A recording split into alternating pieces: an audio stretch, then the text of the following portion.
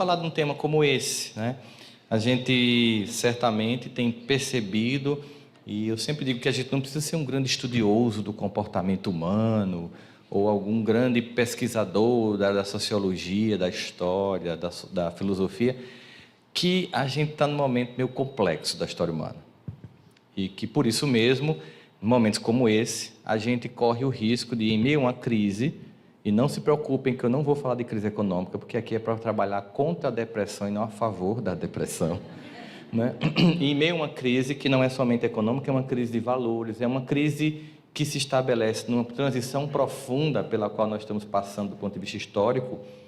A vulnerabilidade aumenta muito, porque aquilo que nos sustentava antes, valores, formas de educar filhos, padrões de cultura, começam a ser questionados a um ponto que a gente fica meio que perdido, né? É nessa perspectiva que um grande filósofo que faleceu ano passado, Zygmunt Bauman, vai definir este momento como sendo um momento de liquidez, de uma modernidade que ela de tão fluida, tão mutável, a gente não percebe, quando a gente tenta entender uma coisa, ela já mudou. As mudanças são muito velozes.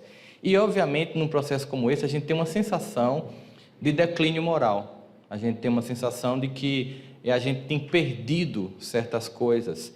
E eu estou dizendo sensação repetidamente porque é apenas uma sensação, não é a verdade. A bem da verdade, esse sentimento que hoje está mais forte na gente no Brasil, porque nós estamos em crise econômica, porque quando a gente está indo para o shopping comprar roupa, a gente esquece que não está feliz ainda.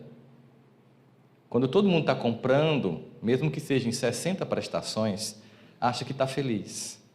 Quando você pode pagar as contas da classe média, você acha que está tudo resolvido.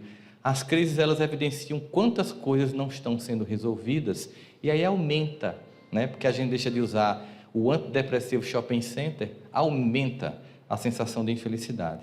Mas essa sensação de infelicidade, ela é um pouco falsa. E é importante dizer um pouco sobre isso, porque, inclusive, no Evangelho segundo o Espiritismo, tem um subitem que fala sobre tormentos voluntários.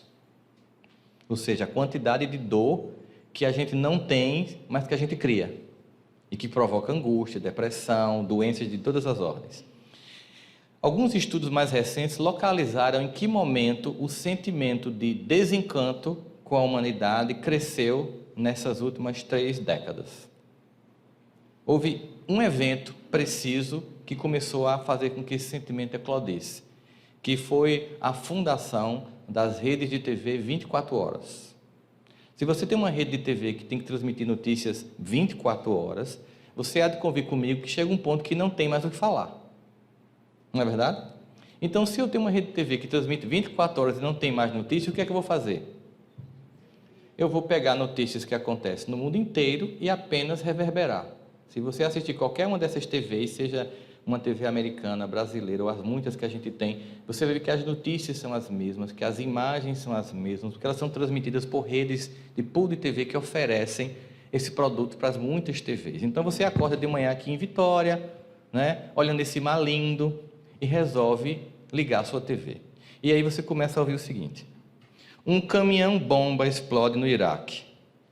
Mineiros são soterrados numa mina de carvão na China. E aí começa um tiroteio no Rio, mais uma vítima de bala perdida. Depois de 5 minutos, você só ouve desgraça. Porque eles fazem uma coletânea da desgraça humana. E a sensação que você tem é: esse mundo está desandando.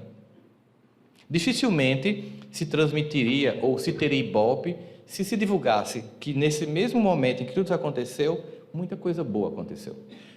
Por exemplo, provavelmente aqui em Vitória, em Vila Velha, acontece na segunda-feira de manhã, os jornais de rádio transmitindo de manhãzinha aquele momento, como foi bom o fim de semana, né? Geralmente a narrativa é assim: final de semana sangrento na Grande Vitória. Uma voz desse jeito, né? Aquela coisa de polícia no rádio. Você vindo no carro tenso, né? Aí começa a falar quem foi violentado, tal. Quem divulga que nesse final de semana várias pessoas, católicos, evangélicos, espíritos, foram para hospitais, distribuíram sopa, visitaram cancerosos, consolaram pessoas. Quem divulga isso? Imagine se a gente pudesse pontuar uma divulgação justa das duas coisas. Você perceberia que existe mais bondade do que maldade. E eu posso fazer um teste agora para provar para vocês. Topam? Façam um elenco na mente de vocês de quantas pessoas você levemente antipatiza ou até possa odiar. Tenta contar.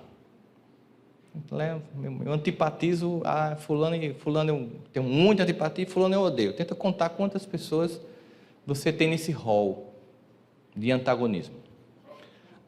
Só contando mentalmente. Não divulga. Porque vai que alguém está aqui e está na tua lista. Não é bom. Não é verdade?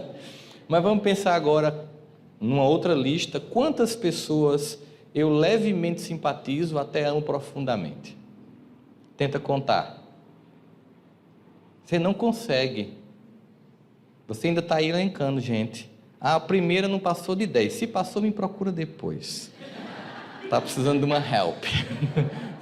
Mas você começa a perceber, pô, se tem tanta gente legal na minha vida e algumas pessoas que eu não gosto muito, por que eu acho que o mundo está ruim? Primeiro que a gente tem uma ênfase no mal muito grande. A gente dá uma ênfase, a gente dá um ibope pessoal ao mal.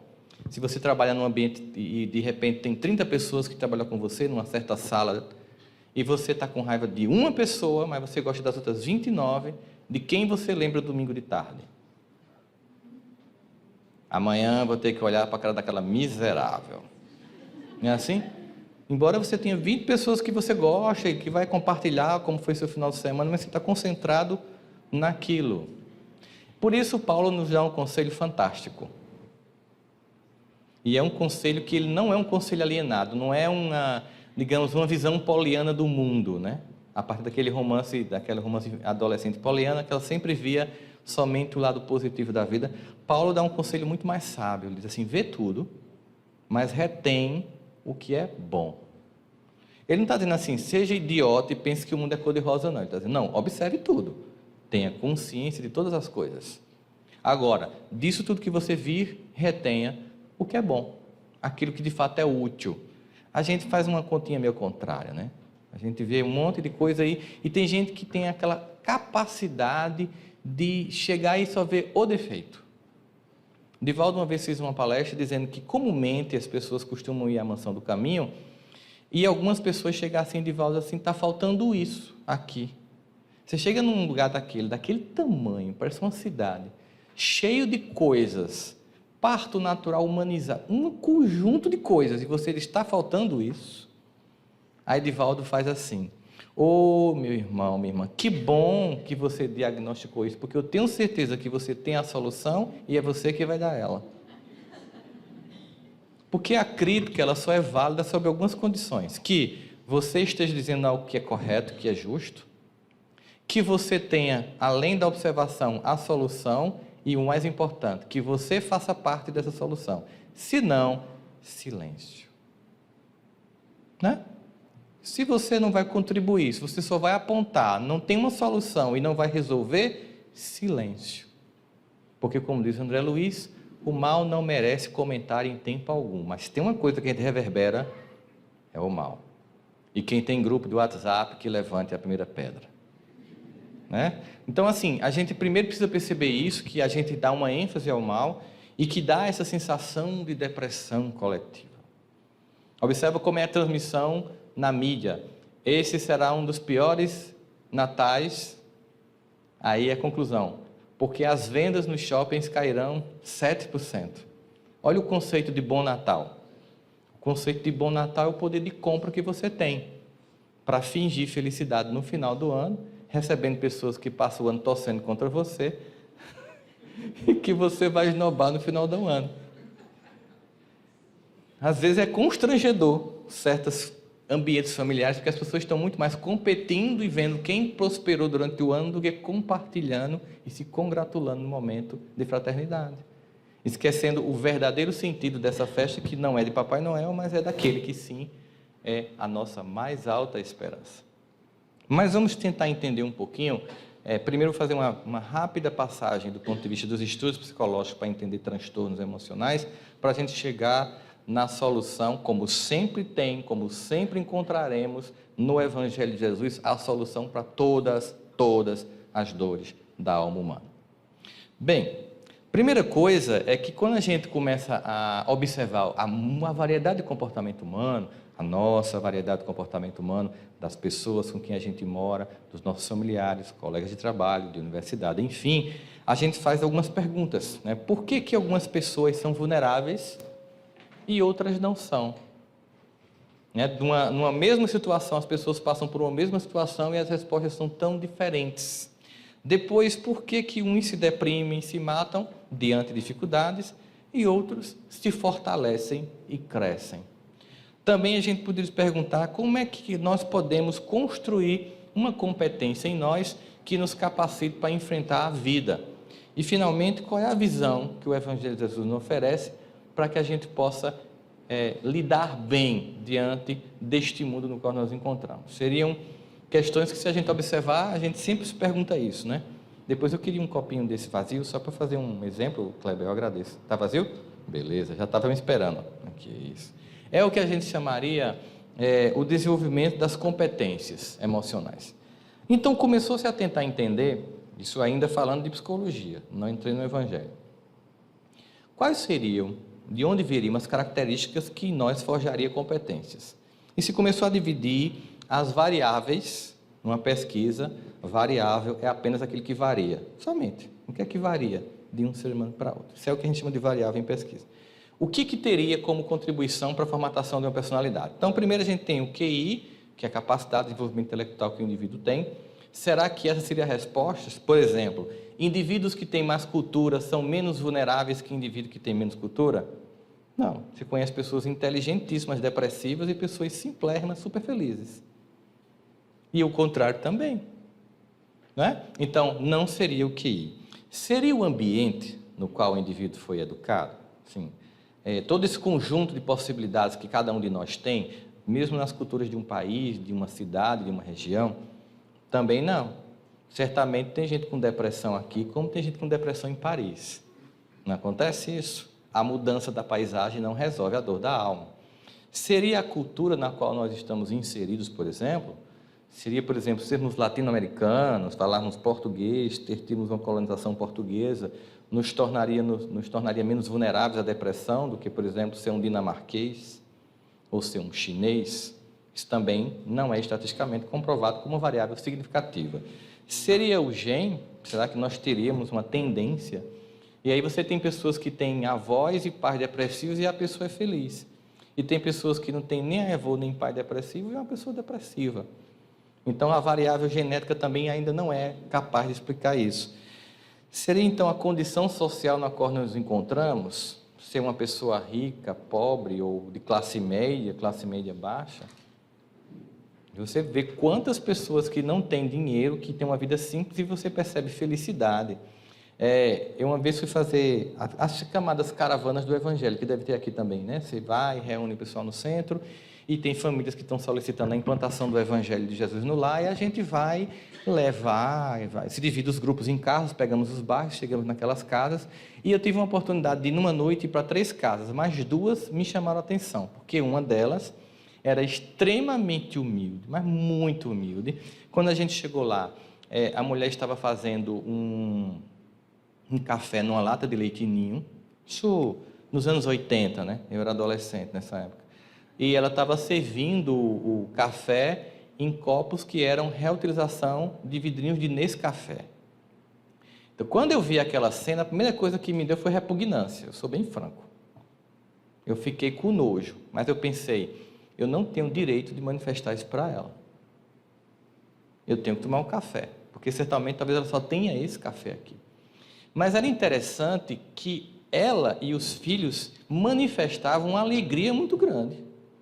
E aquilo me deixava meio desconcertado. Como é que eles tinham E não era uma coisa forçada. A gente percebia uma harmonia. Apesar de ser muito simples aquele lugar, havia uma harmonia tão grande que ficou... A gente, no final, se perguntou se a gente foi fazer o evangelho ou eles foram fazer o evangelho na gente. E, na sequência daquela casa, nós fomos a um condomínio fechado. uma casa de quase 1.000 metros quadrados, com piscina térmica, academia particular, sabe? Aquela decoração toda pensada para o arquiteto, um spot em cada tela de óleo, flores naturais, e uma tristeza naquela família, uma distância, uma frieza entre todos, que contrastava tanta beleza externa e tanta pobreza interior com o ambiente anterior, que era de tanta pobreza externa e tanta riqueza interior. De modo que hoje em dia é muito claro para as ciências do comportamento humano que não é o que acontece comigo que me torna mais ou menos feliz, é como o que acontece comigo reverbera dentro de mim. Estando sempre aqui, dentro de mim, o segredo de como eu vou ler o mundo de forma feliz ou infeliz. Então, certamente a condição social também estaria descartado como possibilidade. Seria condição, por exemplo, de ser homossexual, de ser heterossexual, ou seja, seria condição genética de ser homem, de ser mulher, né, de gênero? Também não. Não existe nenhum tipo de evidência científica de que os grupos são mais ou menos sujeitos a um processo depressivo. E aí se começa a tentar todas, né, as possibilidades, até que as pesquisas começam a apontar uma coisa estranha. Porque no início é o seguinte, as pessoas começam a querer dizer que existem explicações, sempre materiais. Então você vai para um congresso de psiquiatria, de psicologia, e o indivíduo vai dizer que o trauma, por exemplo, pode ser o responsável por uma depressão. Aí, mas o indivíduo é gêmeo univitelino, tem o mesmo código genético e um é depressivo e o outro não é. Aí você vai dizer, não, sabe por que acontece? É porque um dia João estava em casa com febre e Pedro foi para o colégio. Nesse dia, o pai deles brigou com a mãe, bateu nela, mas João viu e Pedro não viu. João se traumatizou e por causa disso, ele ficou com tendência depressiva. É uma explicação razoável. Mas e quando a pessoa é gêmeo chipófago, que nasce colado, e que não pode descolar porque morre, e que são completamente diferentes? Como é que você explica? Eles estão sempre no mesmo lugar, na mesma hora, vendo sempre a mesma coisa. Aí aqui você acaba com o argumento que tudo tem que ter uma explicação externa material. E aí depois de um tempo eles começam a perceber o seguinte, que tem alguma coisa, é assim que eles definem, alguma coisa na personalidade das pessoas é intrínseca. Vem com ela. De onde? Eles não conseguem dizer ainda, entende? Alguma coisa é intrínseca. Bom, depois que eles concluíram que alguma coisa era intrínseca, eles começaram a fazer um monte de pesquisas para o quanto é intrínseca e o quanto é extrínseca. O quanto vem com ela e o quanto ela aprende com o ambiente, com o gene, com a história, com a cultura, com a condição social, sexual dela. E o quanto já vem com ela. Aí as pesquisas começaram a se debruçar sobre isso e chegaram à conclusão de que 50% da personalidade, olha como é que eles chamam, todas as pesquisas de geneticistas comportamentais cruzadas estatisticamente, resultou num relatório publicado no qual atribuem uma porção, mais ou menos 50% da personalidade, olha que legal, a um misterioso perpetrador que eles denominam de ambiente não compartilhado. Não é bonito? Em vez de dizer reencarnação, fica assim, misterioso perpetrador de um ambiente não compartilhado. Não é que a ciência seja ateia, gente. Não é que o cientista queira negar Deus. Eles buscam a verdade a partir de um paradigma montado para a construção da pesquisa científica. Esse paradigma começa a avançar a um ponto tal que daqui a pouco eles vão, surpresa, Deus existe. E quando eles diagnosticarem isso, através das pesquisas, porque Deus é muito evidente no mundo, eles vão divulgar mais Deus do que a gente. Porque eles vão ter uma convicção inabalável de que sim, existe um ordenador no universo. Então, se nós temos isso, nós podemos pensar em alguns exemplos. Vocês assistiram aqui aquele filme Quem Quer Ser o Milionário? Um filme indiano. É um filme que tem 3 personagens, Jamal, Lakita e Salim. São 3 crianças que os pais são muçulmanos e são assassinados por Sikhs indianos no início do filme. Na Caxemira, na região norte da Índia, é um estado que ele é muito entre muçulmanos e hindus e é disputado ainda hoje por Paquistão e Índia.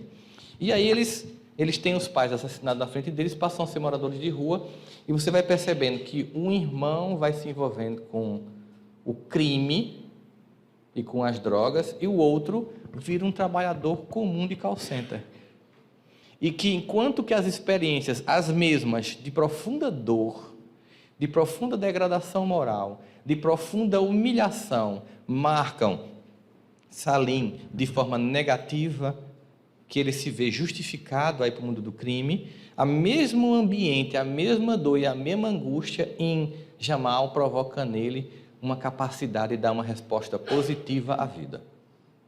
De modo que a gente percebe que não foi o que aconteceu fora que determinou o comportamento, foi como o que aconteceu fora reverberou com o que tinha dentro de nós. Aí, a partir daí, se começou a fazer as pesquisas sobre resiliência, que é um termo que hoje tem se tornado comum, que a gente tem ouvido em vários lugares, a gente tem percebido isso em várias pesquisas, e que eu vou explicar de forma bem simples aqui para vocês. Resiliência seria, no conceito da física, a capacidade que os objetos têm de voltar ao mesmo ponto depois de sofrer uma determinada pressão. Por exemplo, esse copo tem uma certa resiliência. Se eu apertar até aqui, imagine que isso é um trauma, imagine que isso é uma pessoa e que aqui é um trauma. A dor chega até aqui, mas o indivíduo é resiliente até esse ponto, e aí quando passa a dor, ele volta ao normal. Isso é uma resiliência boa. Só que nós temos um nível de resiliência, cada um tem mais ou menos. Se a dor for além da minha resiliência, possa ser que o trauma ou o que aconteceu não me dê espaço para o retorno. Aqui eu posso retornar, mas aqui não. A resiliência desse copo só ia até aquele ponto que eu apertava e ele voltava. A partir daqui, ele jamais voltará a ser daquele jeito. A grande questão seria, então, eu posso ampliar a minha capacidade de resiliência? O que vocês acham? Quem acha sim, diz que 0800, 2001. Sim. A verdade é que a resiliência, no início dos estudos, pareceu ser uma capacidade extraordinária das pessoas. Mas a resiliência, na verdade, é uma capacidade ordinária. Não quer dizer que ela é ordinária por ser desinteressante, é porque ela é comum. Ou seja, a resiliência não é algo especial, é algo que todos temos, mais ou menos. Mas aí eu tenho que aprender a desenvolver. O que a gente tem visto recentemente, especialmente na educação que os pais estão dando aos filhos recentemente, é que eles estão comprometendo gritantemente o desenvolvimento da resiliência dos filhos. Eles se colocam como tanta superproteção que eles inibem a criança, que tem toda a competência, de desenvolver uma capacidade de responder à vida, tentando sempre suplantar e sempre resolver, jamais dizer não e nunca permitir sofrer. No final, infelizmente, criam indivíduos altamente incompetentes.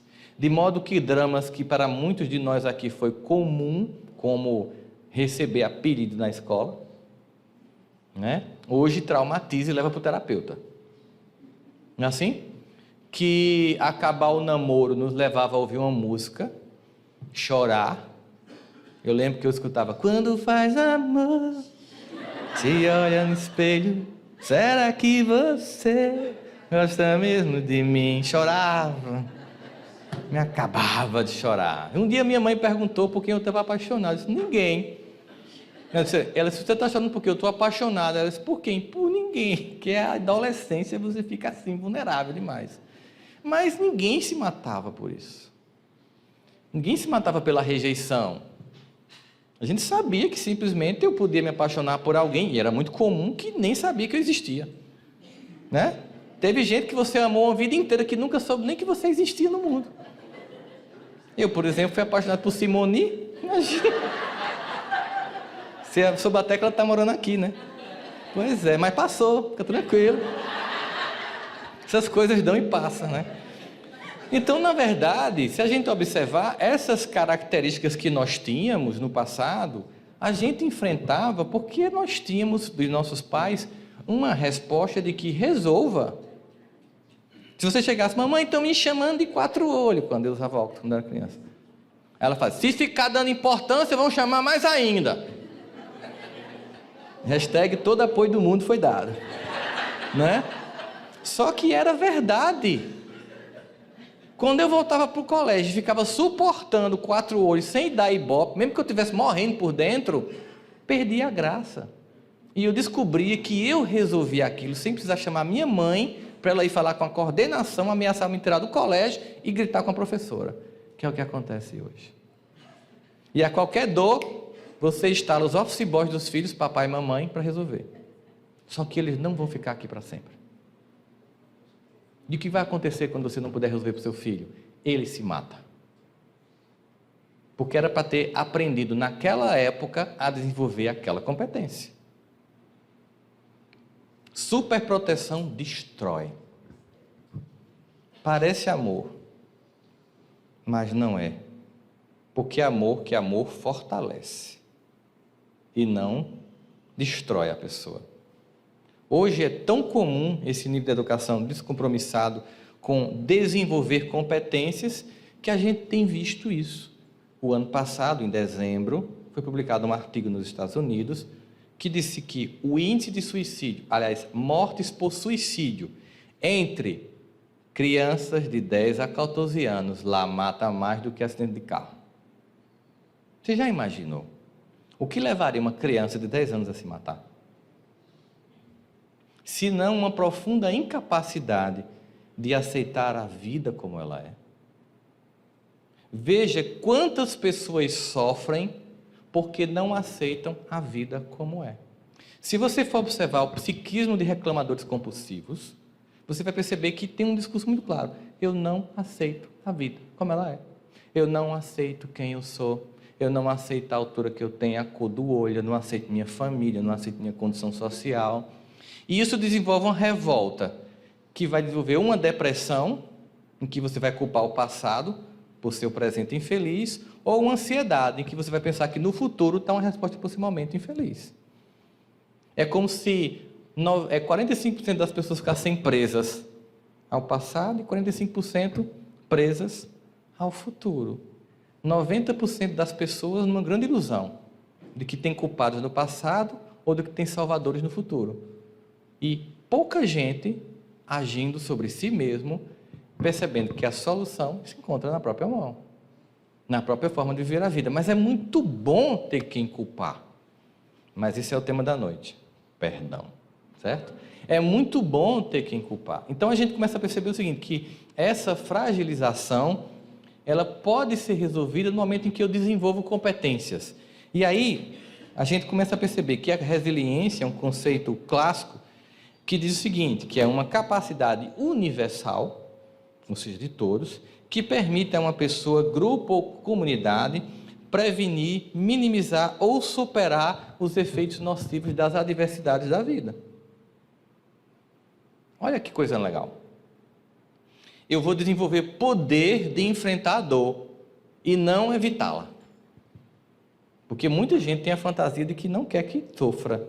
Sabe aquela prece de manhã que você faz assim: ó Jesus, obrigado por mais um dia, me abençoa para que não esteja nenhum problema no trabalho, para que seja um dia bom, tudo em paz, tudo tranquilo, todo mundo sorrindo, não tenha pressão para cumprir meta, que o professor dê uma aula light, que a prova seja fácil. Ou seja, muda o mundo todinho para ficar legal para mim. Tudo só para o meu capricho pessoal. Né? Quando você podia pedir assim, ó papai, não importa o que aconteça, me dá a capacidade de resolver e superar. Imagina, amanhecer o dia querendo que não tenha abacaxi para descascar. Não, me tem uma faca para eu descascar.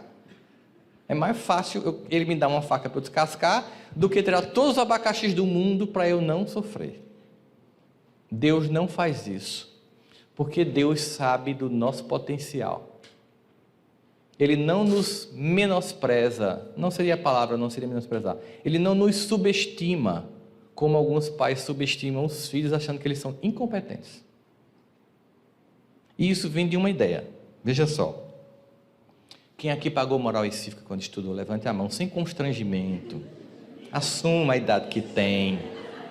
Muito bem. OSPB. Pagou, né? Muito bem. Lembra-se da nossa infância, nós tínhamos três opções de tênis: conga, quichute e bamba. Não é não, Dani?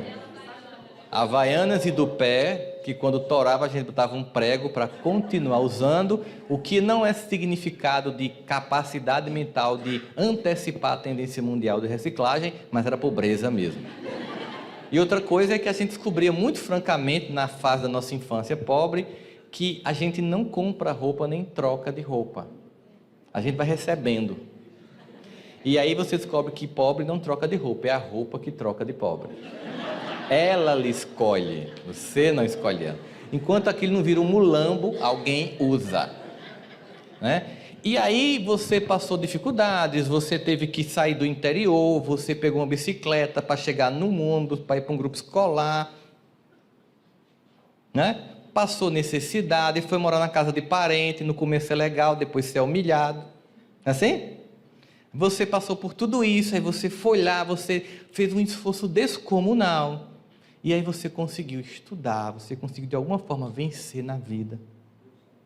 E quando está tudo resolvido, que você casa e tem filhos, você tem a infeliz ideia de pensar assim: os meus filhos não vão passar por isso. Que ideia lamentável. Porque foi exatamente porque nós passamos pelo que nós passamos, que nós nos tornamos quem nos tornamos. Eu não estou dizendo aqui que você vai botar seu filho para usar a roupa dos outros e você pode comprar.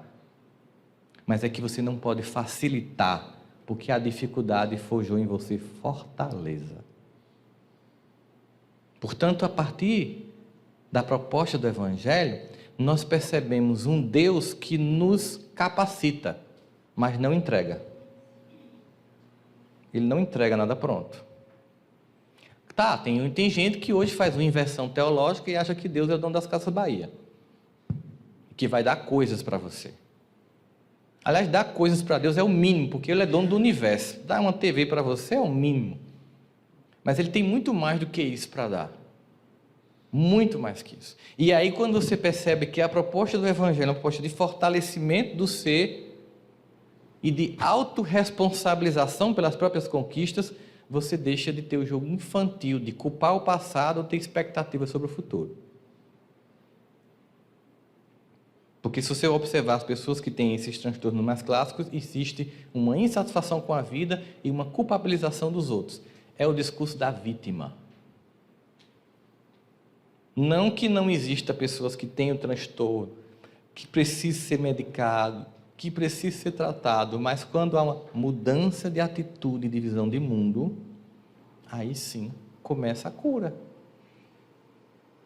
Se você for observar quem saiu do esquema de monoideia, ideia única, você vai perceber isso. Quando a gente chega aqui na obra de André Luiz, em Evolução em Dois Mundos, existe um capítulo em que ele fala sobre as predisposições mórbidas. O nome é bem interessante, que diz o seguinte: nós temos predisposições para a morbidade, para a doença.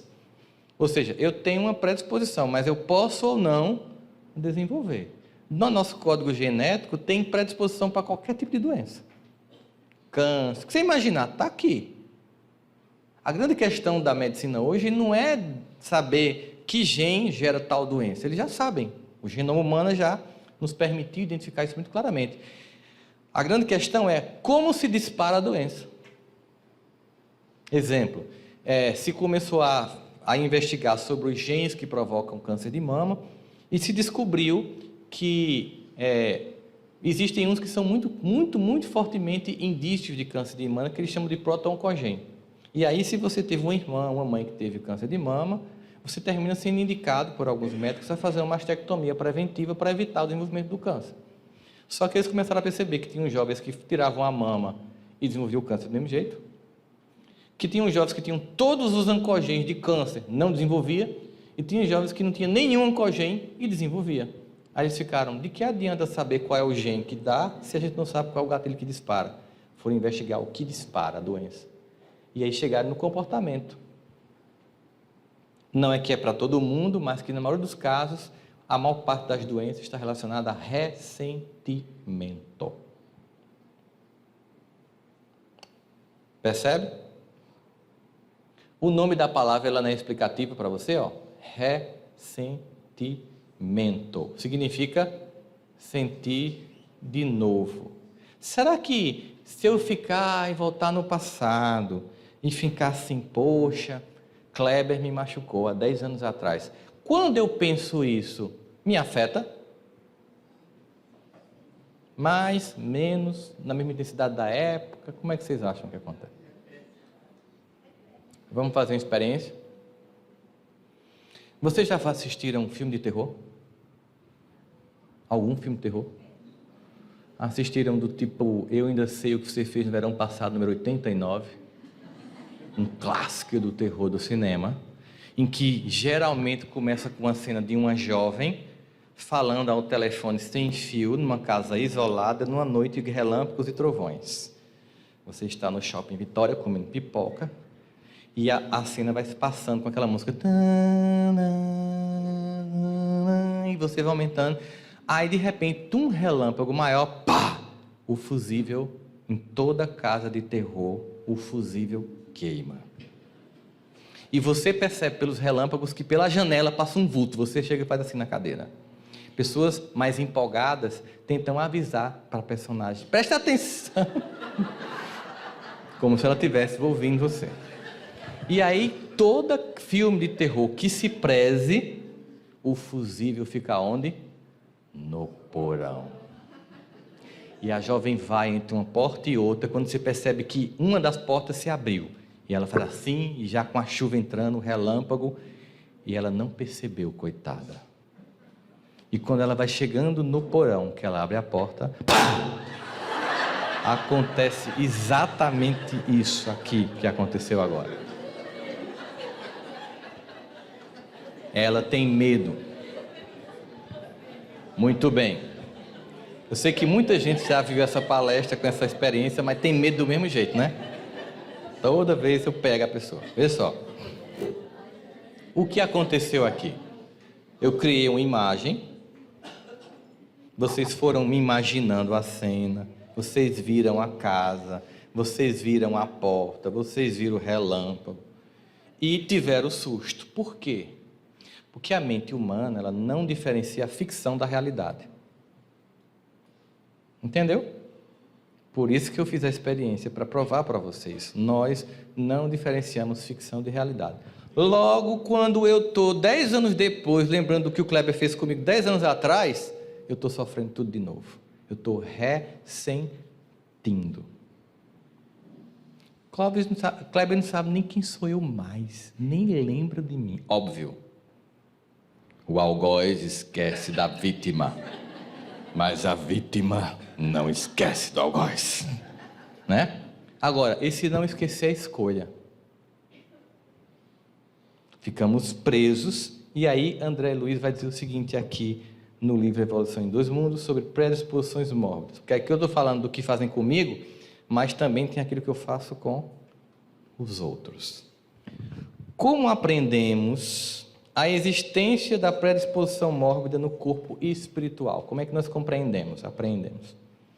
Não podemos duvidar, olha o que ele vai dizer, que a imprudência, por exemplo, beber, fumar, se drogar, e o ócio, não fazer nada, se responsabilizam por múltiplas doenças, ou seja, comportamento atual, como sejam os desastres circulatórios, provenientes da gula, as infecções tomadas, a carência de higiene, os desequilíbrios nervosos nascidos da toxicomania, das drogas, ou da exaustão decorrente de excessos diversos, ficar noite e noite sem dormir, viver nas baladas, tudo esse comportamento do cotidiano provoca doença. Está dizendo, não vamos negar que isto tudo provoca doença.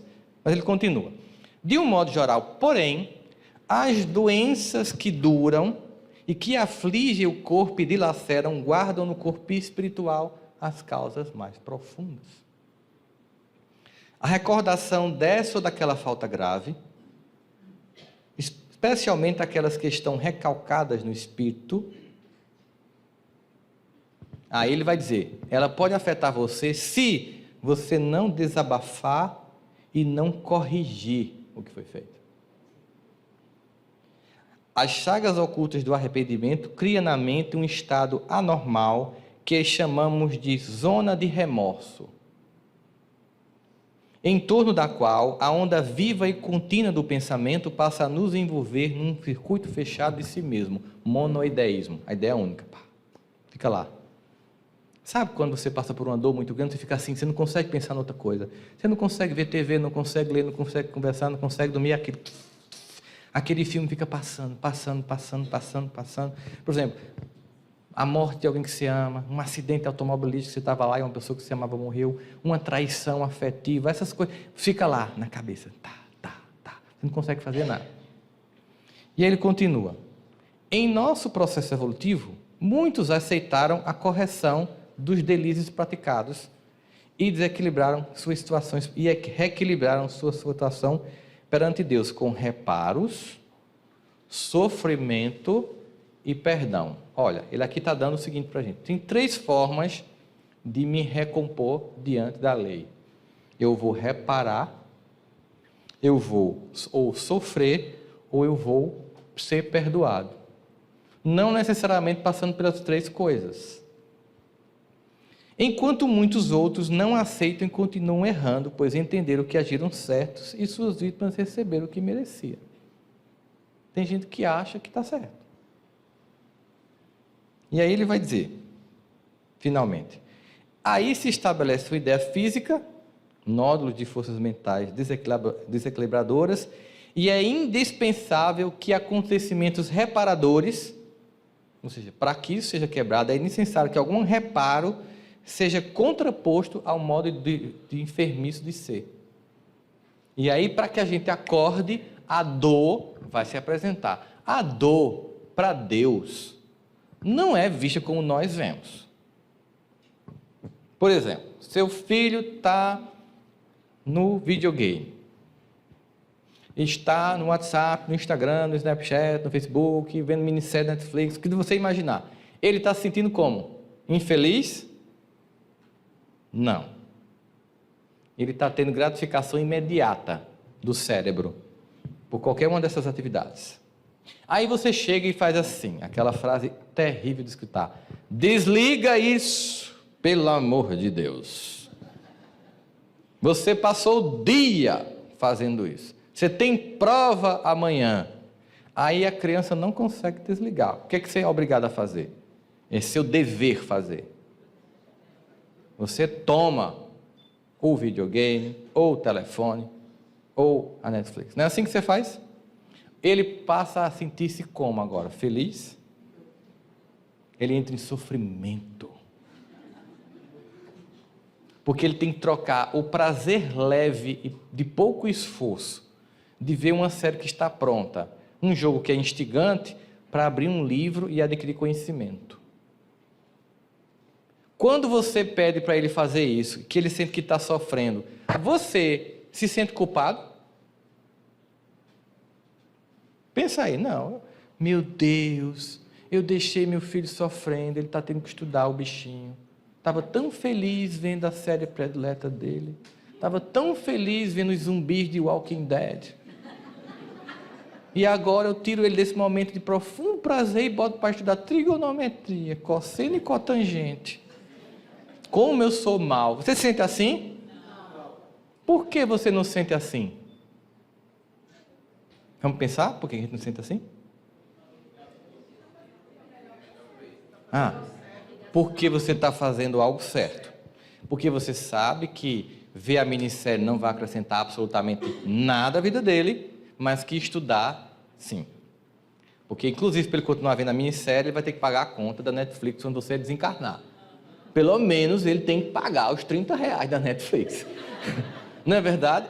Então, você sabe que ele não está sendo machucado por você. Mas ele sente isso? Não, ele acha que está sendo machucado por você. Você está tirando o prazer da vida. Quantas vezes eu disse à minha mãe, você nasceu para estragar a minha existência. Você veio por encomenda, assim, pá, vá lá e estrague tudo. Não é? Porque quando me tirava daquilo que eu achava legal, eu achava péssimo. Quando está doendo na gente, Deus está bem tranquilo. Porque Ele está preocupado com o resultado final. E não com o momento do agora. Se a dor que nós sentimos como dor é uma necessidade para despertar a consciência, Deus usa por amor a dor para acordar. Porque, como diz lá no livro de Eclesiastes, para Deus, mais importante do que o início das coisas é o fim delas. Porque no fim tudo faz sentido. No fim, quando você se torna pai, você entende tudo que seus pais fizeram com você e vê como foi importante terem feito o que fizeram. Portanto, dor é um estágio necessário para despertar a consciência, e Deus está tranquilo, porque Ele sabe, filho, fica tranquilo, você vai ficar tão melhor depois disso. Você estava tão idiotizado, tão lésbico, você acorda para Jesus, né? Porque você estava assim, Então, às vezes, é esse chamado de despertar de consciência que nos joga na condição do deserto. A gente vai para o deserto, né? Então, naquele ambiente em que tudo falta, em que, por exemplo, meus pais influentes não podem fazer nada por mim. A cultura que eu adquiri não me ajuda. O que pode fazer um PhD em física nuclear com um pneu furado? O que qualquer pessoa sem PhD faz, só um macaco resolve. Só uma chave de roda resolve. Porque só no filme de MacGyver, Geração Moral e Cívica, é que tudo se resolvia com um palito de fósforo. Mas é ficção. Completa ficção. Só o MacGyver resolvia tudo com uma moeda e um palito de fósforo. Geralmente $1, né? Ele usava. Para nós, não. Então, quando eu entendo que Deus é amor, eu penso assim, se Deus é amor, nada do que Ele faz não tem como objetivo o amor. Então, tudo o que acontece na minha vida tem um objetivo amoroso, só que na hora que está acontecendo é chato. Porque eu estava vendo Netflix, ele me tirou. Mas ele me tirou para dar competência. E Deus fica bem tranquilo como seu pai e sua mãe. Estou certo no que eu estou fazendo. Você precisava dessa dor para acordar? Bom, uma coisa que eu não vou fazer é desistir de você. Isso é muito impressionante. Deus não desiste da gente. Porque tem hora que nem a gente acredita mais na gente mesmo. Tem hora que a gente entra num processo de tanta dor, tanta decepção, tanta desilusão, tanta falta de amor próprio, que nem a gente acredita na gente. Aí a gente está lá no meio do Saara. Para onde a gente olha, não tem nada. Lugar ótimo para encontrar papai. Porque quando você usa todos os seus recursos e eles se esgotam, aí você pensa, é hora de pedir ajuda a Deus. E ninguém vai entrar com você no deserto. Aliás, muita gente quando entra no deserto se separa, perde emprego, porque ela fica tão dolorida que as pessoas querem distância. Nem Deus entra no deserto com você, porque Ele já está lá lhe esperando para lhe abraçar, para lhe acolher, para lhe reerguer, para que você ressignifique sua escala de valores e entenda, é porque eu colocava a minha felicidade, eu depositava minhas esperanças no que passa, em pessoas, em circunstâncias, em condições financeiras, em beleza, em títulos acadêmicos. Eu não tinha feito o meu depósito de capacidade no lugar onde a traça e a ferrugem não alcançam. Aí, papai chama por entrevista. Vamos conversar comigo? E como toda conversa íntima, ela é só entre nós e Ele. Simbolicamente, nós percebemos isso em vários momentos da vida de Jesus. Claramente percebemos isso quando Ele vai chegando, depois de uma caminhada de quase 40 quilômetros, imagina isso a pé na Judéia, chegando perto do poço de Jacó, tem uma mulher lá. Imagina a cena, porque eu fico imaginando o que aconteceu na minha visão Bob, da experiência lá do Evangelho. Porque Jesus vem com os discípulos, que já eram mal falados, porque iam de encontro ao que estava posto como padrão naquela época. Aí ele estava chegando, aí tem uma mulher no poço. A probabilidade de um homem se aproximar de uma mulher naquela época era zero. A mesma de você hoje em Riad, na Arábia Saudita, se aproximar de uma muçulmana, um homem. Os shoppings lá são diferentes, os andares, frequentados por homens e por mulheres. Além disso, tratava-se de um grupo de judeus e de uma samaritana, em que se viam como classes distintas e rolava uma certa tensão profunda entre esses dois grupos. Então, simbolicamente, era pouco provável que alguém se aproximasse dela. Ela se via como menor. Imagine quando você acha que você é menor, que você é incapaz, que você é inferior. Ela se via como menor. E aí, quando Jesus vai se aproximando, que vê a mulher, ele pede para os discípulos irem buscar comida. Eu imagino que foi mais ou menos assim. Pedro fez: não, Jesus, pelo amor de Deus, não vai conversar com essa mulher não, vai queimar o filme da gente. Pedro, vai comprar comida? Vai comprar comida, que tu não sabe nada. Tu está aprendendo ainda, um dia tu vai entender melhor. Passa embora, vai, me deixe. Porque era uma conversa íntima. Tinha que ser somente ele e ela. Aí ele se aproxima, ela estranha, porque ela se sente menor. É incrível, quem se sente menor, dá um jeito das pessoas maltratarem. Chega no centro espírita e ela faz assim: quer ver que não vão me cumprimentar? E é incrível, não cumprimento. Ela manda um Wi-Fi: não olhe para mim. E a pessoa vira o rosto, mas não é de propósito, mas ela lê como: tá vendo? Kleber, presidente de centro espírita, que coisa feia. Ficou sentado aqui, eu tenho que usar como exemplo. Você já me odiou, já odiei, você já está esnobando o povo do centro.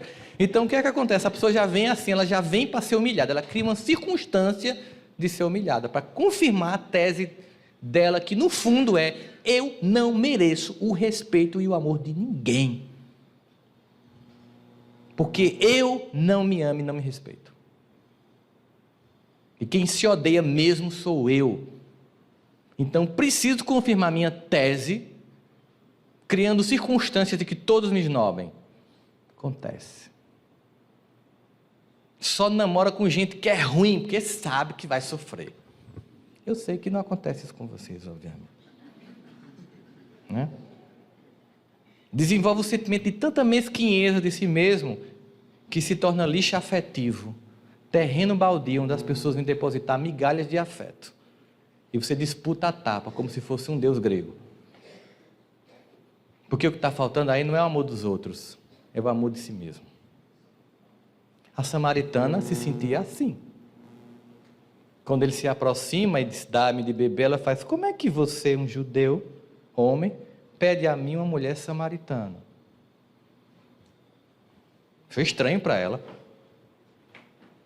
Aí ele diz aquela frase: se você soubesse quem sou eu, era você que me pediria água, porque eu mataria a tua sede eternamente. Ela pensou bem objetivamente: que massa, nunca mais vou ter que vir no poço. Ser humilhada, denegrida, maltratada, era meio-dia, porque somente naquela hora não tinha ninguém para humilhar ela.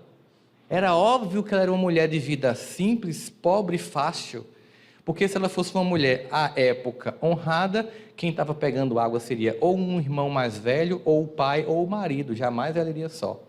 E se ela fosse rica, era uma serva. Ela era pobre de vida fácil. Aí ela começa a ficar preocupada. O que é que esse cara quer comigo? Aí ela começa a fazer o elenco dela, né? Uma vida experiente, ela pensou: é mais um que quer me usar como mulher? Ou é mais um que quer me humilhar? Aí Jesus faz uma pergunta, né? Uma pergunta assim: cadê o teu marido? É uma pergunta cultural da época. Como uma mulher está sozinha no poço? Mas Jesus sabia quem era ela, não sabia? Por que ele perguntou?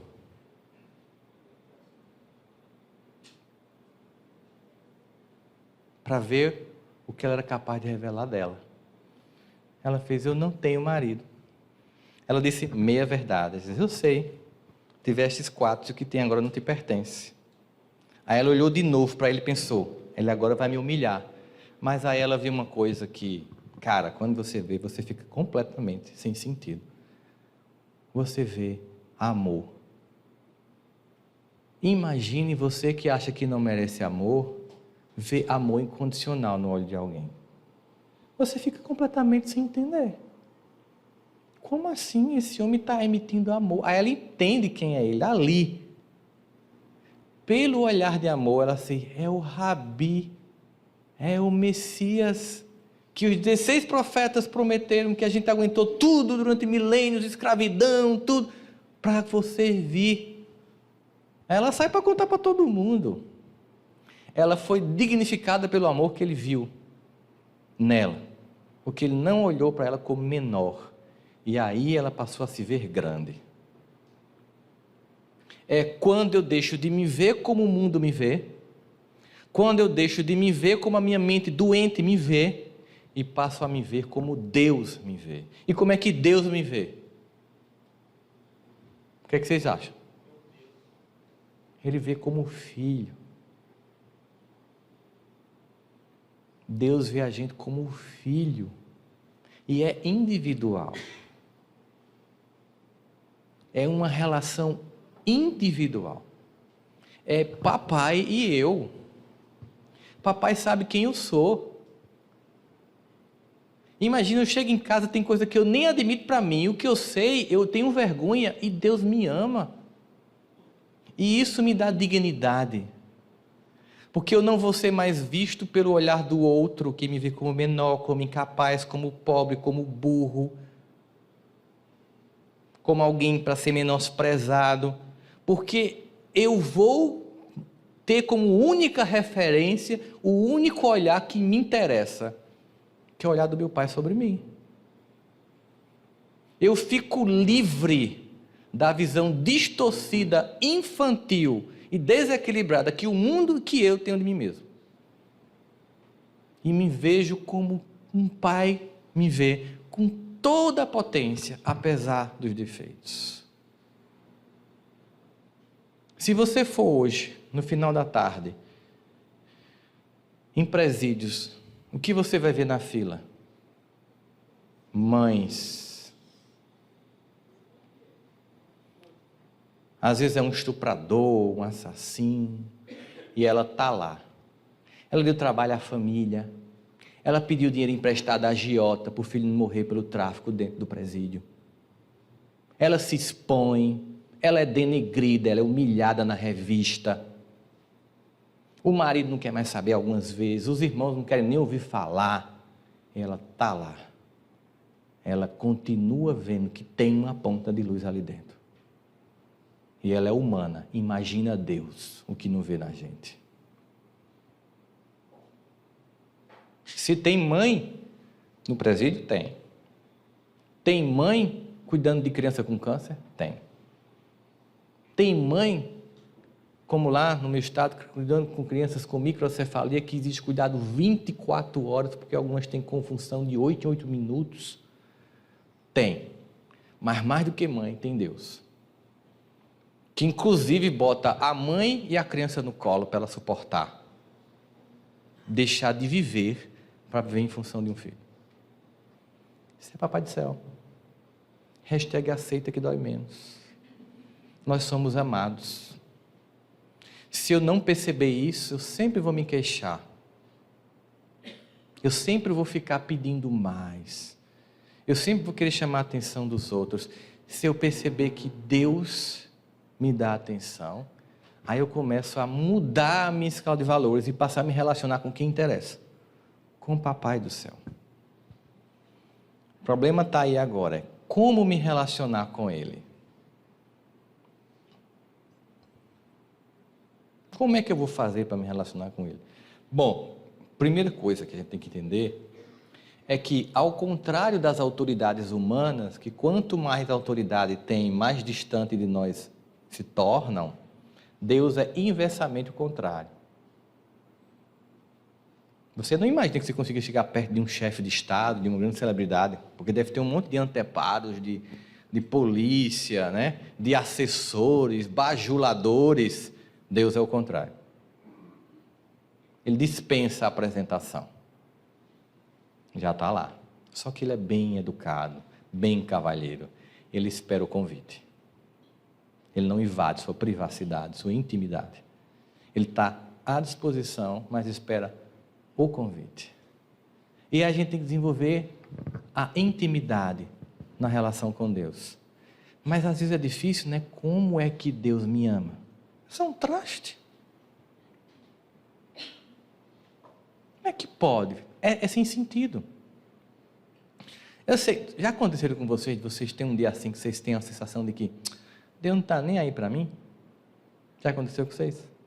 Aquele dia que tudo está errado, tudo dá errado, e para ironia é o dia do Evangelho. Já aconteceu com vocês? Aí você faz com que cara eu vou fazer o Evangelho hoje? Ótimo dia de fazer o Evangelho. Sabe por quê? Que você está sem máscara. Você sabe exatamente quem é. Não é verdade? Aí você entra no movimento espírita, no início, você pensa que todo mundo é santo. Não sei se aconteceu com vocês. Né? Primeira vez que eu fui, tem uma pessoa com uma mensagem assim: ó, meu irmão, seja bem-vindo a esta casa de amor. Toma essa mensagem. Né? Aí vem uma pessoa antes, faz uma prece: amado Mestre Jesus, com aquela voz suave. Aí vem um palestrante, começa a falar do Evangelho, do amor de Deus. Aí você faz: que coisa linda, que povo bom. Depois de 15 dias de convivência, você descobre que é tudo doentinho igual a você. E que a pessoa que falou suave na prece, ela não estava fingindo doçura. Ela estava querendo ser doce. Que aquela pessoa que entregou a mensagem com a voz suave, ela não estava sendo falsa. Ela estava querendo desenvolver um comportamento de suavidade. Porque a gente aqui está treinando ser filho de Deus. Aprender a se amar. É claro que é mais fácil conseguir isso em 2 horas de reunião pública. É mais difícil em casa, 24 horas. É mais difícil no trabalho, dias e dias da semana. É por isso que encontro religioso só dura 3 dias. Qualquer religião, já 3 dias é o que a gente aguenta de convivência. A gente começa assim: que por você está aqui, a pessoa pega seu desodorante, você não pode usar, né? No 3º dia você está empurrando o nego na fila da comida, você está de cara feia porque o outro furou a fila. Que é isso, meu irmão? Respeita a fila, velho. Aí o pessoal, 3 dias, acabou, separa. Senão vira o Big Brother. Entendeu? A gente está aqui aprendendo. E aí a gente começa a perceber: bom, mas Deus ama as pessoas como elas são. Deus me ama como eu sou. Então eu tenho que fazer a mesma coisa, eu não posso mais exigir. Ainda mais para ser exigente, gente. Pô, tanta... eu quero isso, eu quero aquilo. Não dá mais. É hora de sentir isso. Imagina, nesses dias que a gente acha que Deus não está nem aí para a gente. Eu passei por um dia desse. Estava em casa, fiz o Evangelho, abri o livro Pau Nosso, que é cada paulada, né, que eu chamo de Pau Nosso. Abri Pau Nosso, depois o Evangelho, fiz uma prece, mas assim, ainda estava muito chateado. Aí, imagina, tanta coisa nesse mundo. Atentado terrorista. Em Campina Grande, Deus lá sabe onde é que eu estou. Vamos combinar, não tem sentido isso. Aí eu fui, peguei o telefone e botei no Google e fiz pizza. Aí ele elencou: as pizzarias mais próximas da sua rua são estas. Quer ligar para uma delas?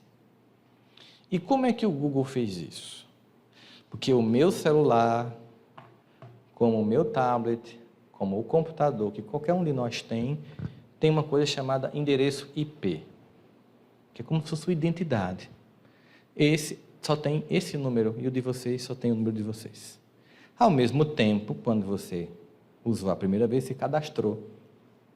né? Você colocou seu nome, seu CPF, seu endereço, e de modo que esse endereço único, quando você entra no Wi-Fi ou no 3G da sua casa ou 4G, você acessa a rede de computadores e ao mesmo tempo é localizado por GPS. De modo que a rede de computadores sabia que eu estava na rua Wilson Gonçalves de Oliveira e que pizzarias estavam próximas da minha casa, disse o número e pediu para ligar. E daqui uns dias vai dizer, quer pedir novamente calabresa e 4 queijos? Porque eles usam inteligência artificial para isso, né? Quando eu vi aquilo ali, eu fiz, caramba, se o Google sabe onde eu estou, Deus sabe quem sou eu. Óbvio, porque eu não tenho apenas um endereço IP para Deus. Eu tenho um código genético inteiro, único. Eu fui criado de forma exclusiva. 7 bilhões de pessoas amadas única e exclusivamente, sim. Para um ser que é onipresente e onipotente, isso é completamente viável. Observa, você vai no Google e bota lá, Vitória do Espírito Santo, aí aparece um monte de coisa já da cidade. Aliás, ele termina de digitar por você, não é assim? Imagina Deus. Papai, eu sei, meu filho. Eu sei, faz tempo que eu sei. Mas eu estava esperando você conversar comigo e pedir minha ajuda. Agora sim eu posso te ajudar. Mas o massa é que Davi, aquele danado, percebeu isso, sem precisar do telefone. Vocês sabem que o livro de Salmos é um livro de hinos, né? São 150 salmos. Desses 150, 105 é de Davi. De forma que Davi estava no hit parade da Judéia, só dava Davi.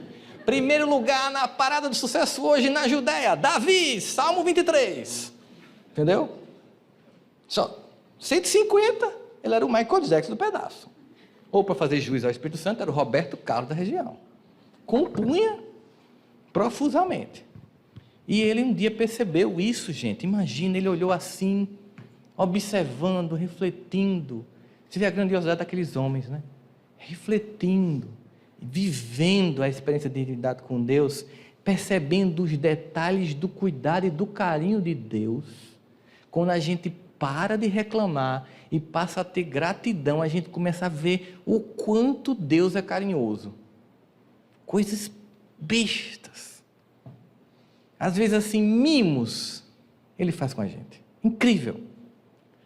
Aí Davi faz, Senhor, eu sei que Tu me sondas.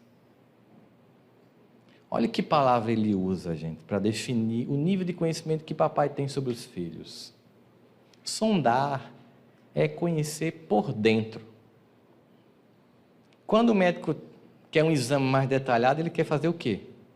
Uma ultrassonografia. Né? Algum exame que veja você por dentro.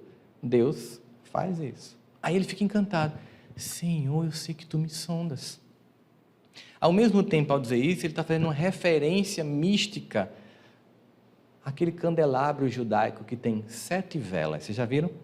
A menorá? Que é a referência do conhecimento de Deus sobre nós. Entre as muitas leituras que se faz sobre aquilo ali, são 7 níveis de conhecimento de Deus sobre nós. Deus sabe o que está na nossa frente. Deus sabe o que está atrás de nós. Deus sabe o que está desse lado e desse. Deus sabe o que está em cima e o que está embaixo. E o 7º conhecimento, Deus sonda. É um livro belíssimo, o Evangelho. Da Gênesis ao Apocalipse. É uma obra de amor. Aí ele faz. Quer eu esteja em pé, quer eu esteja deitado. E mesmo quando falta em mim palavras, conheces o meu pensamento. E tal ciência tão preciosa que eu não alcanço de tão alta. Você imagina? Lá antes de Jesus, pensando, olhando para as cabras, eu precisei de um iPhone para poder chegar a uma conclusão besta desse. Ele não, lá profundamente, Deus sonda. Então se Ele sonda, Ele sabe da minha dor. E Ele sabe o que você passa quando você está no seu quarto chorando, achando que ninguém sabe o que você está passando. mas ele não vai resolver para você aquilo. Porque ele sabe da necessidade que você tem de aprender a resolver. Mas tenha certeza, ele vai colaborar grandemente para isso. Mas eu preciso pelo menos ter a humildade de pedir. Você chega assim, papai, eu não estou conseguindo fazer essa prova. O que é que o seu pai ou sua mãe pode fazer por você? Ele pode fazer a prova, mas ele não pode fazer assim. Então, senta aqui para a gente estudar junto. Eu vou estudar com você, a gente faz exercícios juntos, você não vai se sentir mais só. Aí vá lá, agora você faz a prova. Porque eu não posso responder por você, porque eu estou lhe incapacitando a fazer isso. Aí você começa a perceber, nada a reclamar, tudo a agradecer. Nada mais a pedir, só a agradecer. E quem é fiel no pouco, é fiel no muito. Mas sabe o que é? Porque eu tenho medo. No fundo eu não confio em mim. Deus confia, mas eu não confio. Então é preciso vencer esse medo. Porque o medo, ele paralisa. O medo faz com que as coisas não se frutifiquem. Observa lá a parábola dos talentos. Um recebe 3 e um recebe 5. Os 2 que receberam 5 e 3 respectivamente, multiplicam. O que recebe 1 diz o seguinte: porque eu tive medo, escondi o meu talento. É chamado de quê? Servo infiel. Não é isso? Olha, sofrimento voluntário, que eu citei no início da palestra. As pessoas sofrem sem necessidade. Sofrimento voluntário. Observa isso. Um dia, um amigo me chamou, no final da tarde, no estacionamento da clínica. Era 5h30, numa sexta-feira. Acabou com o meu final de semana. Ele. Quando eu saí, ele disse: olha meu carro novo. Foi terrível. Era o carro que eu queria para mim. Eu fiquei muito infeliz com a felicidade dele. E ainda por cima tinha que fingir que eu estava feliz. Aí eu, que coisa boa, você merece. E quanto mais ele mostrava, olha, tem 7 airbags, e saiu, oh, que coisa linda. Cheguei em casa irritado, completamente sequestrado emocionalmente. Aconteceu alguma dor na minha vida nesse dia? Olha o sofrimento voluntário. Cheguei em casa e comecei a dizer, pois eu trabalho demais, eu queria comprar um carro novo, queria um carro tal. Ela, pra quê? Porque sim, porque eu mereço. Porque a gente se acha, né? Vamos combinar que a gente se acha. Aí, haja entrar em site de financiamento de carro. E haja calcular juro. Passei o sábado assim, sequestrado, mal comia, mal dormia. Fui dormir irritado, sabe? Domingo passei o dia assim. Domingo de tarde eu descobri que se eu ficasse sem almoçar 6 meses, eu conseguia comprar o carro. Ficava fitness, tomava chazinho, né? Aí de noite, simplesmente a sanidade voltou. E eu fiz, eu não preciso trocar o carro. Aí cheguei na sala, minha esposa olhou para mim e fez, você está bem agora, né? É, meu amor, eu não preciso trocar o carro, não. Ai, graças a Deus, voltou. Eu estava até longe, estava parecendo cachorro comendo osso, não pode nem chegar perto. Aí ela percebeu que eu estava rindo. Por que você está rindo? Porque eu estou super feliz com isso. Por quê? Eu descobri uma coisa fantástica sobre mim. O quê? Eu sou invejoso. Eu disse, tu está feliz? Sim. Mas por quê? Porque eu achava que eu não era. E isso lhe deixou feliz? Claro. Como é que eu vou mudar uma coisa que eu acho que eu não tenho? Se eu achava que eu não era, eu não estava trabalhando uma coisa que eu preciso trabalhar. Eu estava fazendo de conta que eu não era. Agora eu tenho convicção que eu sou. Ô, bicho ruim. Agora vai ser fácil, porque aí agora eu vou trabalhar o sentimento. Porque é um sentimento de criança. Competindo com o irmão. Eu quero essa bola também. Pronto, vamos amadurecer. Que é isso? A bola é dele, consiga a sua. Que massa que ele conseguiu uma bola. Isso é um sofrimento voluntário. Agora observa. Chega em casa, aí você acessa as redes sociais e começa a fazer assim, né? Curte, odeia outras, odeia mais algumas, curte outra. Depois de 14 minutos fazendo assim, o seu cérebro começa a produzir cortisol e bloqueia a produção de endorfina. Ou seja, ele começa a deprimir. Porque é a música da Xuxa, é assim. Todo mundo está feliz, todo mundo quer cantar, todo mundo pede bis e eu aqui neste lugar. Não é assim? Eu lembro que em janeiro eu recebi um WhatsApp que era assim: cairão 10 mil na praia, 1.000 no resort, e tu ficarás aqui, em Campina Grande. O que acontece? Sofrimento voluntário. Eu começo a me comparar. E a comparação gera infelicidade, gera angústia, gera dor, gera tristeza, gera decepção. Embora muito do que eu estou vendo é pura fantasia. Não é assim? Lembro de um amigo meu que chegou e botou assim, no Instagram: hoje, numa noite romântica com minha esposa, tomando um vinho chileno, com um fundi de 4 queijos, na nossa nova casa no condomínio tal. Aí embaixo, pessoal, casal lindo. Oh, que coisa linda. Curti.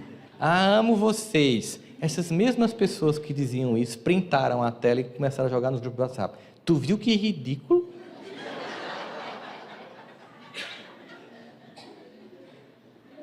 Se exibindo, ó, coisa feia. Porque no fundo quem estava tentando comprar uma minha casa, minha vida, e que faz parte da sua rede social, e que viu você num condomínio, numa casa de R$1 milhão, olhou aquilo ali e fez ódio, mas bota curtir. Porque a opção de curtir ela é oculta. Mas a Universidade Alemã pesquisou que 87% das pessoas da rede social da gente odeiam o que a gente posta. Lamenta e sofre com o desfile de snob. Estou no restaurante tal, estou na balada tal, olha a roupa que eu estou, sensualizando na academia no espelho. Primeira foto da manhã, né? Bem assim, né? Dá aquela posição para ficar mais, aí, tirar foto. Aí.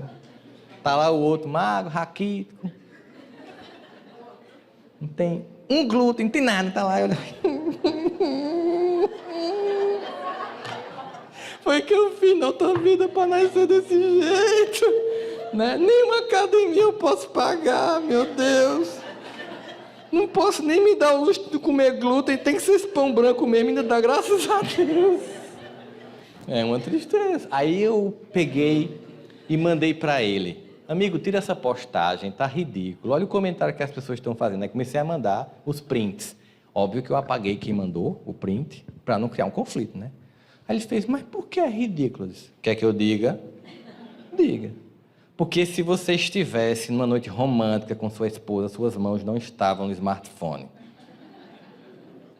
Vamos combinar que é ridículo mesmo. Eu até posso descrever a cena.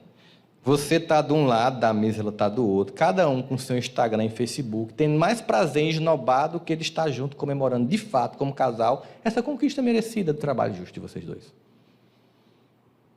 Vocês estão mais felizes em mostrar que conseguiram do que de agradecer a Deus pela conquista. E isso humilha as pessoas. Você lembra quando André Luiz vai pela primeira vez voltar às regiões de suicidas? E os mentores fazem: baixem a luminosidade para não constranger nossos irmãos? Imagina, vamos fazer um trabalho social na periferia de Vitória, de Vila Velha? Bora. Você vai de perfume francês, relógio e roupa de marca? Não é só porque você possa ter medo de ser roubado, não. É sobretudo por respeito às pessoas que estão lá e que não têm o que você tem. Você apaga o que você pode para não constranger quem não tem. Mas a gente tem o prazer de esnobar. Aí a gente sofre. Aí o que é que Papai do Céu diz assim? Olha, se você se concentrar no que as pessoas mostram, você vai sofrer. Porque o mundo, dizia Jesus, jaz no maligno. Há uma predominância do equívoco, do mal e da ignorância. Portanto, foco. Então, o que é que eu tenho? O servo infiel é aquele que recebe o seu talento e, em vez de fazer ele multiplicar, lamenta o talento dos outros. Ele pode ter até dito, também você deu 5 a 1, 3 a outro e 1 a mim? É injusto. Também não faz nada. Não pode dizer? Ele pode também ter dito assim, mas vamos combinar, veja só, você deu 5 a 1, 3 a outro e 1 a mim. O que tinha 5 e o que tinha 3, se investiu 2 e perdeu, ficou pelo menos com 1 e com 3. Mas eu, se tivesse me perdesse, perdia tudo. E aí você dizer o que comigo? O que Deus iria dizer se a gente perdesse todos os talentos? O que é que vocês acham? Começa tudo de novo. Porque o importante foi o movimento de tentar. Entende? A ousadia. E teria alguém que poderia ser um exemplo de alguém que perdeu todos os talentos e como é que Deus tratou essa pessoa? Tem. Tem um cara, perdeu tudo. O filho pródigo. Pegou uma herança que não merecia, porque o pai estava vivo. Saiu num cavalo, jovem, bonito, cheio de moedas de ouro, se achando. Foi para a balada da Judéia. Todas as nights, as raves, tudo que tinha, ele, tô lá. Hashtag não perco nada. Foi. Curtiu geral, e aí, claro, o dinheiro foi. Chegou um momento que, cara, não tinha ingresso para entrar nem numa boate. E aí, ele estava sem dinheiro, já tinha vendido o cavalo, estava magro de fome, aí chegou à conclusão de que, rapaz, vou voltar. Mas eu não mereço ser filho, não. Perdi tudo que meu pai me deu, não mereço ser filho. Mas eu vou ser mais bem tratado como servo dele do que aqui onde eu estou. O cara volta se sentindo completamente humilhado, não é não? Aí ele aponta no início da aldeia que o pai é o senhor daquela aldeia. Aí olha a referência que esse texto de Jesus faz ao Salmo, Senhor, sei que tu me sondas. Quando o cara aponta na montanha, num gesto incomum para a época, o pai, ao invés de esperar o filho vir até ele, vai até o filho. É incomum. Aquele homem judeu, com aquelas suas vestes, correndo em direção ao filho. Eu penso que quando o cara vê, ele fez, ixi, vou apanhar daqui. Mas se ele bater em mim, eu estou na condição de filho. E mereço. Só que quando o pai vai se aproximando, ele começa a ver uma coisa estranha. Tão estranha como a samaritana, quando olhou para Jesus. Poxa, ele está sorrindo. Ele está rindo para mim. Ele está com os braços abertos. Não acredito, não. Depois de tudo que eu fiz, esse homem ainda está me amando. Não, eu vou me prostrar. Quando ele ameaça se jogar no chão, o pai corre mais, puxa e dá um beijo no pescoço. Por quê? Vamos começar de novo. Porque eu não desisto de você. Você pode perder tudo. A gente começa de novo. Porque só tem uma coisa que Deus tem para nos oferecer: amor infinito e abundante. O problema é que não falta amor de Deus para a gente, mas falta em nós a capacidade de se permitir esse amor. Falta em nós a capacidade de achar que merece e sair da condição de vítima, de pobre coitado, que só sofre, para aceitar começar de novo. Mas eu fiz umas escolhas bem horríveis quando eu tinha 16 anos. Começa de novo. Mas eu devia ter estudado. Começa de novo. Eu não devia ter casado com essa miséria, eu avisei, mas começa de novo. Não é? Não tem importância, começa de novo. Não é mais o lamentar por quê, ou se perguntar por quê. Essa pergunta que geralmente quem tem angústia tem, depressão tem, é por quê? Ela só tem um objetivo: é encontrar culpados, para você sentir-se desculpado. Por que eu passei por isso? É para encontrar alguém que seja um causador da dor. E aí você não tem culpa, apenas você está deprimido, está triste porque essas pessoas fizeram isso com você. Então é ótimo. Tem gente que não perdoa porque quer encontrar sempre um algoz para culpar e não fazer o movimento da mudança. E aí você pensa, poxa, está lá, ó. Por que que Jesus faz referência ao Salmo? Porque quando o pai olha o filho no sopé da entrada da aldeia, ele sabe que se aquele jovem que saiu belo e num cavalo, cheio de ouro, entrar maltrapilho e sujo na aldeia, ele vai ser humilhado pelos servos, que vão olhar com desprezo para ele. E para evitar que ele passe tudo isso, sondando o coração do filho, sem que ele tivesse dito uma palavra, ele vai até o encontro dele. Não é assim que nossas mães fazem? Né? Claro que elas dizem assim, eu avisei, claro, é a mãe humana, né? Deus não faz isso. Eu disse que ia dar errado, mas acolhe. Dá o carão, mas está lá junto. Não é assim que funciona? Está sempre junto, acolhendo. Portanto, se o Evangelho tem uma solução, se o Evangelho é uma consolação, é porque o próprio Cristo veio para testemunhar que nem na crucificação Deus o abandonou. É porque aquela frase, Senhor, Senhor, porque me abandonaste, é ainda um grande conflito teológico sobre se foi aquilo que ele disse ou não. E por tudo que foi a experiência do próprio Cristo, é bem provável que ele não tenha pronunciado esta palavra, porque ele sabia exatamente a tarefa que ele tinha que exercer, né? Tanto que ele disse sim, que seja feita a tua vontade e não a minha. A gente está sempre com Deus por perto. No momento da dor, sabe Deus? Deus é aquele que está com você quando você recebe um filho nos braços, comemora, recebe os parentes, prepara o berço, tira um monte de foto, curte cada passinho que ele dá, mas é também esse mesmo pai que vai estar do seu lado se um dia seu filho estiver aqui antes de você e você estiver em desespero, devolvendo ele para o alto.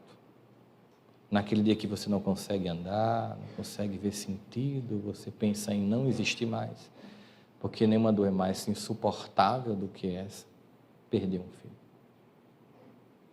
Ele está em todos os momentos. É um casamento perfeito, esse sim, é na saúde e na doença, na tristeza e na alegria. Está com você lá, vai passar, você vai reencontrar, esses laços não foram desfeitos, tudo vai fazer sentido, depois vai haver um grande reencontro. Portanto, a cura é aceitar o amor. A cura é se responsabilizar. Eu não quis ficar aqui nesse seminário definindo os vários tipos de depressão que em qualquer site você encontra. Dizendo os tipos, os tratamentos. Isso aqui não é um curso de psicologia nem de psiquiatria. Isso aqui é uma casa de oração, de acolhimento. O que nos interessa aqui não é o que eu tenho. O que nos interessa aqui é a cura. A cura tem um nome, Jesus de Nazaré. É se aproximar desse nosso irmão que é o modelo que Deus nos deu para se inspirar, para construir em nós essas competências. E aí você sai daquele padrão vítima, né? Você passa para o padrão de autorresponsabilidade. O padrão vítima canta a música da vítima, que era uma música que eu adorava, por sinal, que é muito bonita, é uma poesia muito bonita, que diz assim: quando eu fui ferido, vi tudo mudar, das verdades que eu sabia, só sobraram restos, e eu não esqueci toda aquela paz que eu tinha. Eu que tinha tudo, hoje estou mudo, estou mudado. À meia-noite, à meia-luz, sonhando, daria tudo por meu mundo e nada mais. É bonito? Guilherme Arantes. É um momento de dor, que a gente vai para o útero e fica lá recolhido, assim, sabe, como uma criança. Aí você cresce, amadurece, ressignifica a vida e, sob um novo olhar, canta uma nova melodia que diz: ando devagar, porque já tive pressa, leve esse sorriso, porque já chorei demais. Hoje me sinto mais forte, mais feliz, quem sabe eu só levo a certeza de que muito pouco eu sei, eu nada sei. Conhecer as manhas e as manhãs, o sabor das massas e das maçãs. É preciso amor para poder pulsar, é preciso paz para poder sorrir, é preciso a chuva para florir. Olha que legal. Todo mundo ama um dia, todo mundo chora, um dia a gente chega, no outro vai embora. E olha agora, cada um de nós constrói a sua história e cada ser em si carrega o dom de ser capaz, de ser feliz. Vamos para o intervalo? Obrigado.